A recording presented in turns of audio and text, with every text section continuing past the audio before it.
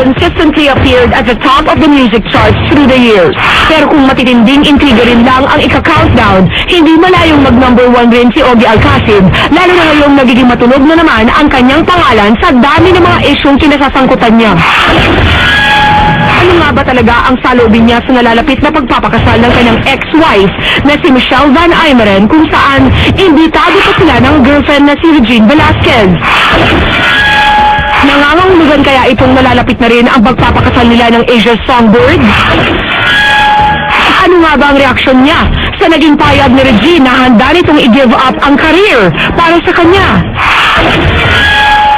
At paano nga ba haharapin ni Ogie ang mga anak matapos niyang magbihis babae muli sa kanyang latest project? Will Ogie hit the right notes in answering all the intriguing questions in store for him this afternoon? It's the singer-songwriter versus the Showbiz Central hosts in this afternoon's Intriga Crossfire. Mga taga-Showbiz Central, katatanggap lamang namin po ng balitang ito. Hindi daw po makakadating si Ogie Alcacid ngayong araw. Ang sabi po niya, pinadala na lang po niya ang kanyang tita na si Frida. So, magandang hapon sa'yo, Frida. Hello, nasa TV ako. Hello! Kamusta kayo? Ay, Tita Frida! Ay, hello!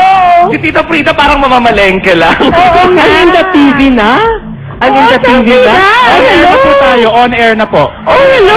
Hello, hello! Come on. Kamusta naman kayo, Tita Frida?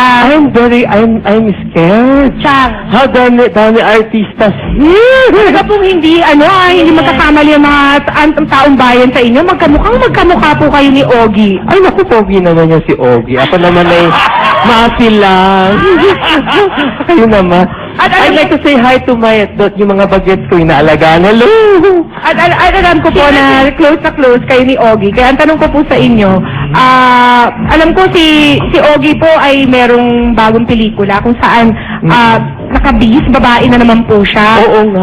Eh di ba po nung kamakailan lamang parang nag-comment yata yung mga anak ni Ogie na parang, Daddy, Yes. that's what you do? Dress up like a woman? Oo nga. Naikwento nga ni Ogie, idol Ogie, yan ka May nalalaman po ba kayo kung ano naman kaya naging reaksyon ng mga anak nila? Ay, namin rin yan, namating siya. Ha? Oo, hindi, alam Ano kaya naman. naging reaksyon ng anak niya ngayon na...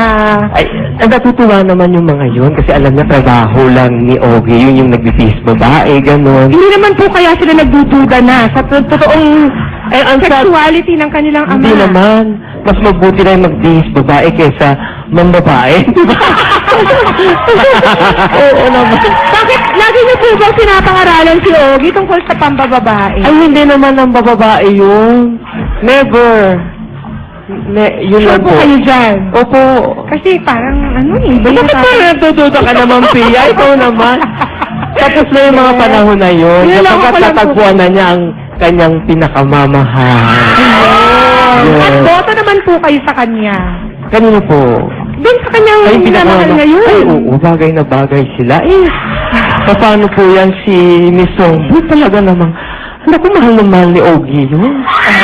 Good. Every day of his life. Wow! Tita Frida, si Raymond naman po magtatanong sa inyo. Yes, Nako, speaking of the Songbird, alam ko close na close din kayo kay Miss Regine Velasquez kasi BFF kayo ni Ogie. Tapos Opo. si Miss Regine, syempre napaka-malapit din kay Ogie. So Opo. alam kong lagi kayong magkasama. Opo. Napag-usapan niyo na ba kung may plano na ba si na Regine at Ogie na magpakasal? Ay, hindi naman po niya na ikukwento pa, pero... Sa dinami-dami yung mga times na nag-dinner, ano siya napag-usapan niyo yun, Tita Frida? Si Tita Frida, etchosera! Alam mo, hindi yan naman si Ogie, kasi alam niyo naman may pinagdadaanan siya ngayon na, alam niyo na legalidad, ano kaya hindi siya pwede magsalita. Pero, hindi. O ako po ang inyong tatanungin. At sa aking pag nakikita ko si Ogie, talagang eto na. Eto na yun. Oo. Eto na yun. Tanda-tanda na niya, no? 35 na si Ogie. Pero ba may mga nagsasabi din kasi close mo rin si Miss Judy Ann Santos and she kind of had a secret wedding with Ryan Agoncillo. So tingin mo pa gagawin din ito ni Ogie and Regine na Pero isi-sekreto? kung gagawin nila siguro hindi na chinelas. siguro bakya naman ang Nakabakya si invitasyon. Regine. Oo. Okay. Thank you Diba? so much, Tita Frida. Bigat ng imbitasyon. Mo. Tita Frida, ako na po. Ito po si Moy Ito po si Moy Waiter. Waiter. Hi, si Hello. Mo! Hello, dear. Kamusta mo? Ito. Kamusta mo ako sa sarili mo? Hello, Tita Mo. Frida, last week, in-interview ko naman si Regine at... Oo nga, napanood ko yun. Napanood mo, oh, good. So, nakwento naman ni Regina, willing siya mag-give up yung career niya para kay Ogie.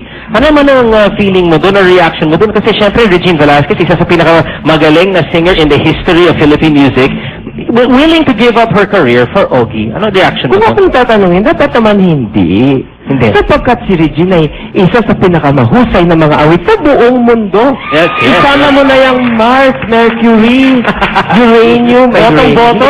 Tita Frida. Hindi dapat, di ba? Sapagkat marami ang nagnanais na mapanood siya lagi, di ba, sa concert. Kaya dapat hindi siya tumigil. At ang dami kong sagot. Nagkakilala sila, ganyan na si Miss Regine. Kaya Yes. dapat hindi siya tumigil. Okay. Hindi ba naman? Tumagas pa. Agree mo. Tumagas pa. Oo, parang ibon. Thank you, Tita Frida. Rufus